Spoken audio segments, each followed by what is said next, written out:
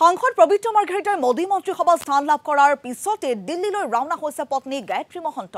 তিনি সন্তান সহিতে নতুন দিল্লীলৈ ৰাওনা হোৱাৰ পূৰ্বে সংবাদ মাধ্যমৰ আগত মন্তব্য আগবঢ়ায় গায়ত্ৰী মহন্তই। যি হৈছে ভালেই হৈছে বুলি কৈ বিশেষ মন্তব্য নকৰিলে গায়ত্ৰী মহন্তই। শপত গ্ৰহণৰ পিছত অন্যসকলে মন্তব্য কৰাৰ পিছতহে আমাৰ পাল পৰিব বুলি মন্তব্য আগবঢ়ালে গায়ত্ৰী মহন্তই।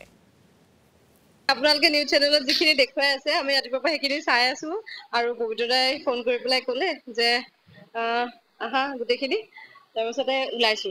তাৰ বাহিৰে বিশেষ একো নাজানো। নিউজ চেনেলত সকলোৱে যিখিনি দেখি আছে সেইখিনিহে দেখিছো, তাতকে বিশেষ একোৱে নাজানো।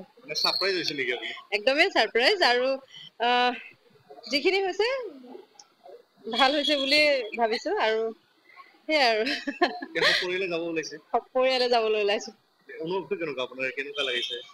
মই ভাবিছো এতিয়া মই কিবা কোৱাৰ আগতে আচলতে তেওঁলোকে গোটেই কামখিনি তেওঁলোকৰ হৈ লওক, শপত গ্ৰহণকে ধৰি বাকী যিখিনি তেওঁলোকৰ নিয়ম নীতি আছে সেইখিনি হৈ লওক, তেওঁলোকেও নিজৰ মন্তব্যখিনি আগবঢ়াওক। আমিবিলাক শেষত, আমিবিলাক পিছত।